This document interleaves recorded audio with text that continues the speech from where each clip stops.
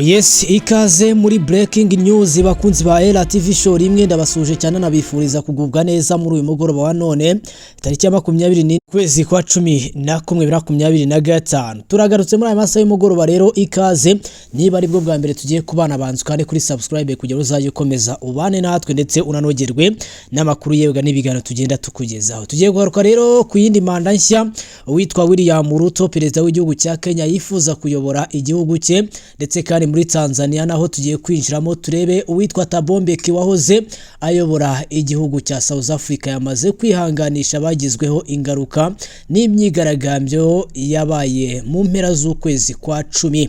Ni mu gihe kandi perezida wa Ukraine yamaze kuba yatangaza ko gisirikare cye kititeguye kurekura teritwari zose cyagiye kigarurira nyuma yuko rwose barimo baragishyiraho igitutu ndetse n'umuhate wo kugira ngo bemere gushyira ibice mu biganza by'igihugu cy'Uburusiya.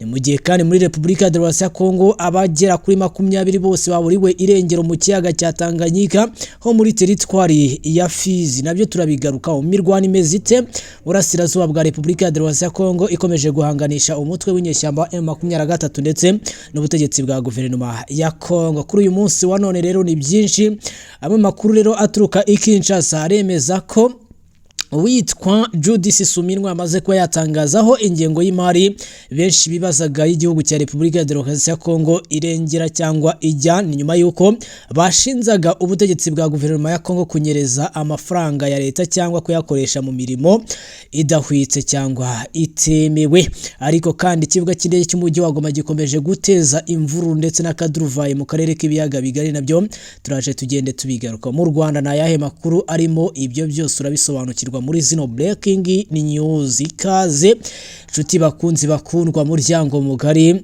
wa LTV show rimwe. Ni nyuma rero y'imyigaragambyo yabaye mu mpera z'ukwezi kwa 10 mu matora y'umukuru w'igihugu cya Tanzania, Madame Samia Suluhu Hassan yaguyemo benshi, aho umuryango w'abibumbye wavuze ko nibura barenga 700 bose bitabye Imana, nyamara guverinoma ya Tanzania yo igatangaza ko ari bake cyane bagera muri 70 aribo bagaragaye nk'abitabye Imana muri iyo myigaragambyo. Igihugu cya Tanzania cyo cyatangaje ko atari abatanzania ahubwo ari abaturuka mu bindi bihugu bari barimo kwiyamamaza. Uyu munsi wa none rero umuryango washinzwe na Thabo Mbeki wayoboye Afrika y'Epfo kuva mu 1999 kugeza muri 2008. Thabo Mbeki rero Foundation wihanganishije umuryango w'ababuriye ubuzima n'abakomerekeye mu myigaragambyo yakurikiye amatora ya perezida wa Tanzania Madame Samia Suluhu Hassan yabaye kwa 29 Ukwakira 2025. Ni mu itangazo uyu muryango washyize hanze ku cyumweru tariki ya 23 Ugushyingo. Muri iryo tangazo rero umuyobozi mukuru w'inama y'ubutegetsi nteko nshinga amategeko Thabo Mbeki Foundation bihanganishije rero imiryango yabuze ababo. Yagize ati turihanganisha imiryango yose yaburiye ababo mu myigaragambyo yabaye nyuma y'amatora, tunasabira kandi abakomeretse gukira vuba cyane. Uyu muryango rero wakomeje uvuga ko nyuma y'imyigaragambyo yabaye indorerezi zitandukanye zirimo iza EU zatangaje ko amatora yabaye muri Tanzania atakurikije amahame ya demokarasi ya SADC ndetse na EU n'amahame mpuzamahanga ajyanye n'ubwisanzure. Ibi rero byakomeje kutavugwaho rumwe na benshi. Gusa icy'ingenzi nuko uyu muryango wihanganisha ababuriye ubuzima muri imyigaragambyo. Naho kandi mu burasirazuba bwa Repubulika Demokarasi ya Kongo, igisirikare cya Kongo kiratangaza ko inyeshyamba za M23 zitarimo zirita ku masezerano yasinyiwe i Doha muri Qatar yo guhagarika intambara by'umwihariko ndetse kandi no guhagarika burundu imirwano. Kuri ubu rero bari gushinza umutwe w'inyeshyamba M23 kugaba ibitero ku birindiro bibarizwamo igisirikare cya Kongo FARDC. Aho uyu munsi wa none muvugizi w'igisirikare cya Kongo FARDC Sylvain Ekenge Bomusa yongeye gutangaza ko umutwe w'inyeshyamba M23 wagabye ibitero nubwo ntacyo byasize bitanze muri teritwari ya Warikare. Ibi rero biragaragaza nka bimwe mu gasuzuguro ndetse no kudashaka kuharanira ibyo kugarura amahoro arambye mu burasirazuba bwa kino gihugu cya Kongo.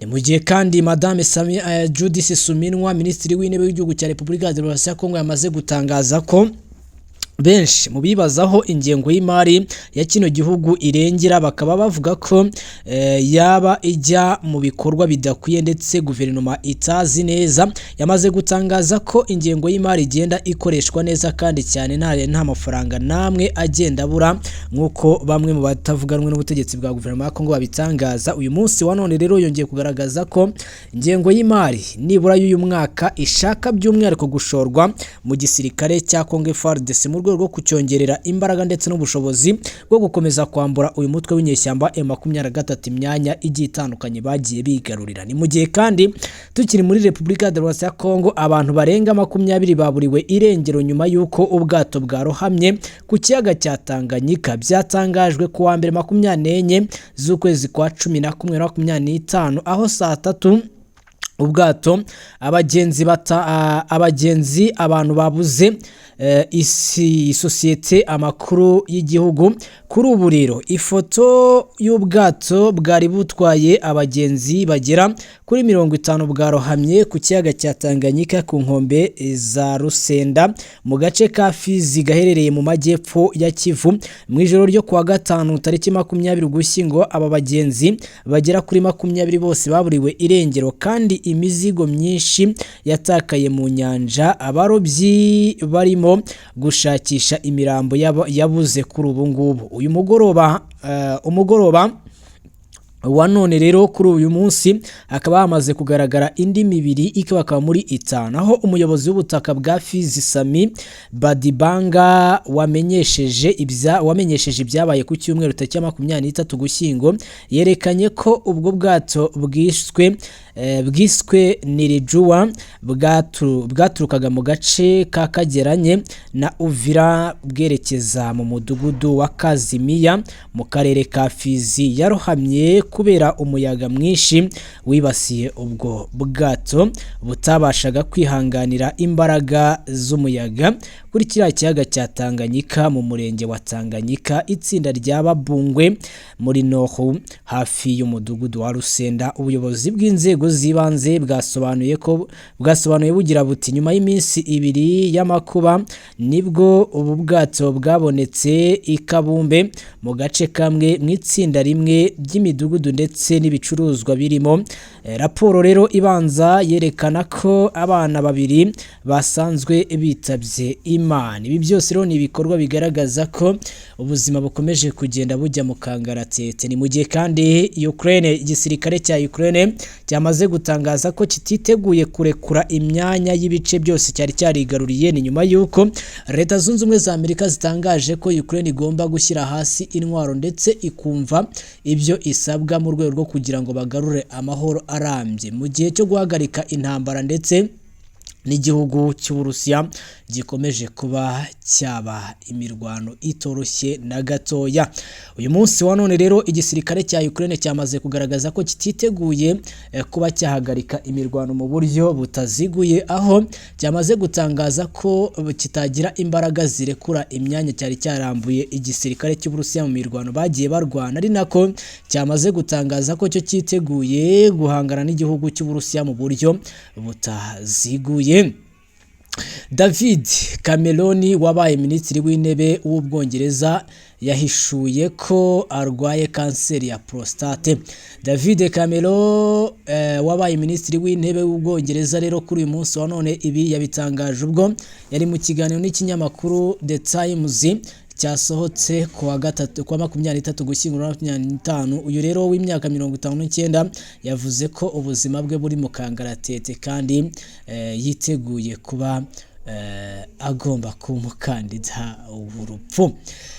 Ni mu gihe kandi minisitiri w'ububanyi n'amahanga w'Ubushinwa yatangaje ko mu Buyapani bwagerageje kuvuga ko buzafasha Taiwan mu bijyanye n'igisirikare igihe iki kirwa cyaba gitewe. Minisitiri w'intebe w'Ubuyapani rero Sanae Takaichi aherutse kubwira inteko ishinga amategeko y'icyo gihugu ko umutekano muke wa Taiwan ari umutekano muke w'Ubuyapani ku buryo bushobora no gutabara mu gihe icyo kirwa cyaba gitewe. Yababaje cyane igihugu cy'Ubushinwa ku buryo rero cyahise kinatangira kwitegura kinavuga kiti Ubuyapani ntago ari byiza.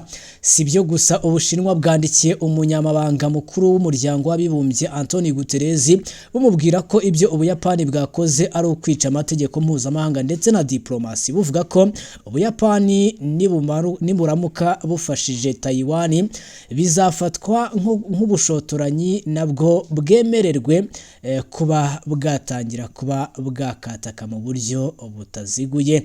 Namwe magambo rero yamaze kuba yatangazwa na kino gihugu cy'Ubushinwa. Doge ya Trump na Elon Musk rero iri mu marembera, ni nyuma yuko uyu ari umushinga wari umaze igihe kirekire rwose urimo urakora neza cyane. Uyu munsi wa none rero Doge y'uwitwa Donald Trump ndetse na Elon Musk.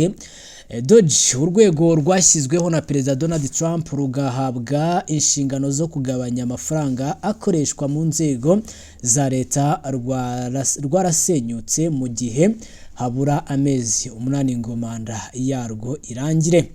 Doge yatangijwe muri Mutarama 2025 ihabwa umunyemari Elon Musk wari inshuti na Trump ngo ayobore. Yari yitezweho kugabanya amafaranga atagira ingano leta ishyira mu bikorwa bitandukanye no kugabanya abakozi batari ngombwa.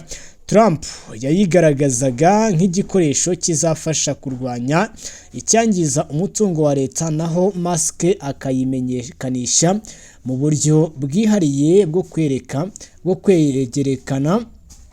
kwerekana imbaraga imashini yo gukora ibiti ndetse n'ibindi bigiye bitandukanye. Umunsi rero wa none byamaze kuba byamenyekana ko iri mu marembera yewega ejo cyangwa ejo bundi wakumva yamaze kuba yasenyuka kubw'ibihombo yagiye iterwa mu buryo bugiye butandukanye. Bakunzi ba Ela TV show, rimwe rero reka mbashimire cyane mwe twabanye kuva ku ntangiriro kugeza ku musozo, nabasaba ko mwakana kuri subscribe kugira ngo muzajye mukomeza munogerwe ndetse munakurikirana amakuru yewega n'ibiganiro bigenda bibagezwaho umunsi ku munsi. Mukomeze mugubwe neza rero.